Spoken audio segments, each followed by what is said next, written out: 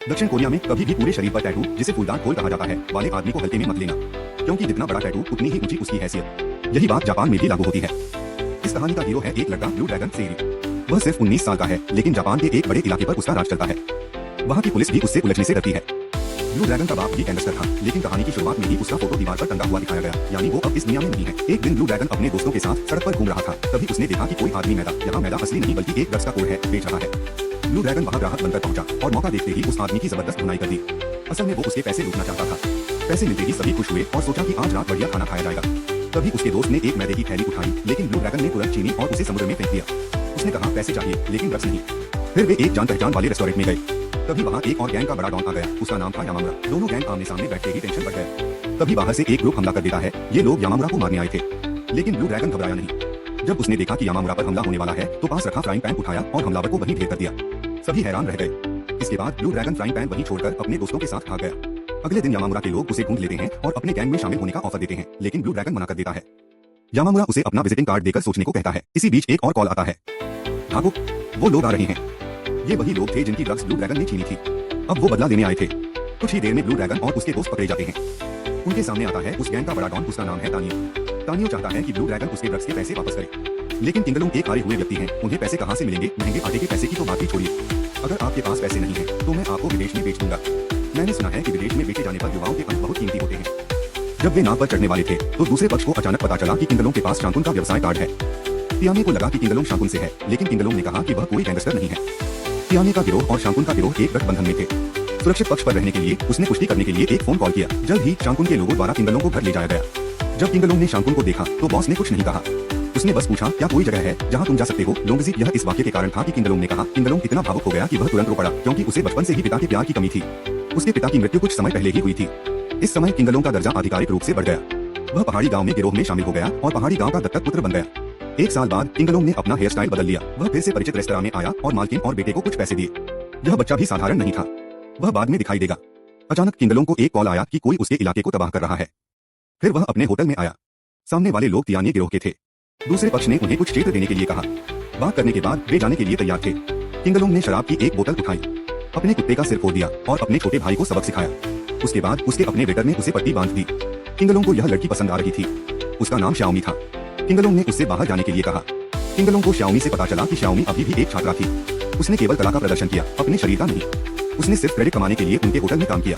दूसरी ओर जिस व्यक्ति को पिछली बार किंगलोंग ने पीटा था, तियाने ने शांकुन से उसे कुछ क्षेत्र देने के लिए कहा, अन्यथा यह बहुत दुखद होगा।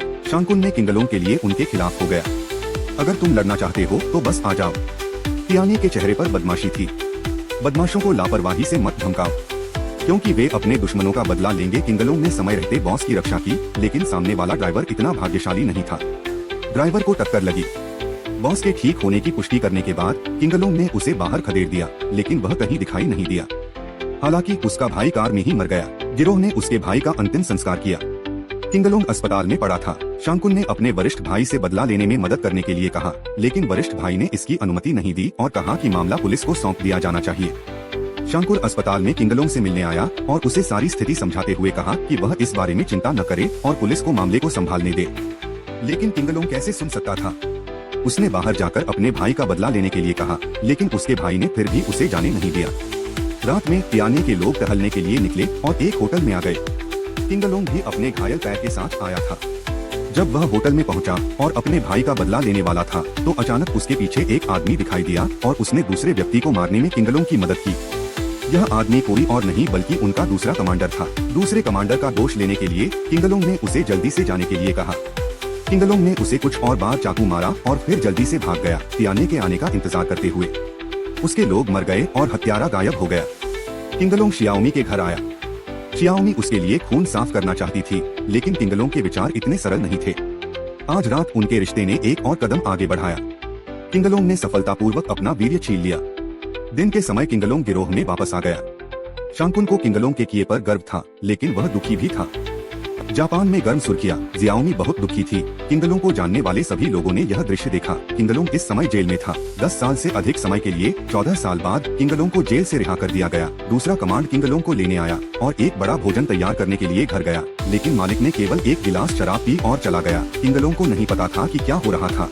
भाइयों ने किंगलोंग को बताया कि मालिक को कैंसर था। यह पहले से ही अंतिम चरण में था। यह सबसे घातक नहीं था। किंगलोंग के जेल में रहने के 14 साल बाद गिरोह ने सुधारों की भी शुरुआत की। कई लोग गिरोह से हट गए और उनके क्षेत्र को भी दूसरों ने छीन लिया। किंगलोंग ने उनसे पूछा कि उन्होंने पैसे कैसे कमाए। वे समुद्र में अवैध रूप से मछली पकड़ रहे थे। किंगलोंग सड़क पर अचंभित होकर चल रहा था और अचानक पूर्व रेस्तरां की मालकिन ने उसे देखा। वह किंगलोंग को देखकर बहुत खुश हुई और उसने यह भी कहा कि किंगलोंग का दोस्त भी उसके रेस्तरां में था। उसने दरवाजा खोल 5 साल बाद दूसरे लोग तुम्हें एक साधारण व्यक्ति की तरह समझेंगे। खाने पीने के बाद किंगलोंग बिल का भुगतान करना चाहता था, लेकिन भाई ने खुद भुगतान करने पर जोर दिया। किंगलोंग को समझ नहीं आया। भाई ने बिल का भुगतान करने के बाद वह जल्दी में चला गया। किंगलोंग ने भाई से पूछा कि क्या गड़बड़ है। भाई ने कहा कि अगर कोई उसे और किंगलोंग को साथ देख लेगा तो दूसरे लोग उसे अपराधी समझेंगे और इस तरह वह अपनी मेहनत की कमाई नौकरी खो देगा। किंगलोंग उदास होकर बैठ गया। केवल मालकिन ने उसे दिलासा दिया। वह यहाँ उदास होकर पी रहा था। अचानक एक सफेद बालों वाला आदमी बाहर आया। वह किंगलोंग से बहुत परिचित लग रहा था, लेकिन किंगलोंग उसे नहीं जानता था। बाई माओ ने कहा कि यह शियाओ शुआई था, वह बच्चा जिसे किंगलोंग ने 14 साल पहले पैसे दिए थे। जियाओ शुआई ने अंकल किंगलोंग को समझाया कि वे अपनी गैंगस्टर शैली के कारण सार्वजनिक स्थानों पर काम नहीं कर सकते। इसके बजाय वे क्लब चलाते। शियाओ शुआई ने कुछ नहीं कहा। जब वह गिरोह में वापस लौटा तो बॉस को फिर से अस्पताल में भर्ती होना पड़ा। सभी को 10,000 युआन का भुगतान करना पड़ा। किंगलोंग ने सीधे 1 लाख युआन से अधिक ले लिए। फिर उसने दूसरे कमांडर से पूछा कि वे क्या गंदा काम कर रहे थे। उनका गंदा काम आटा बेचना था।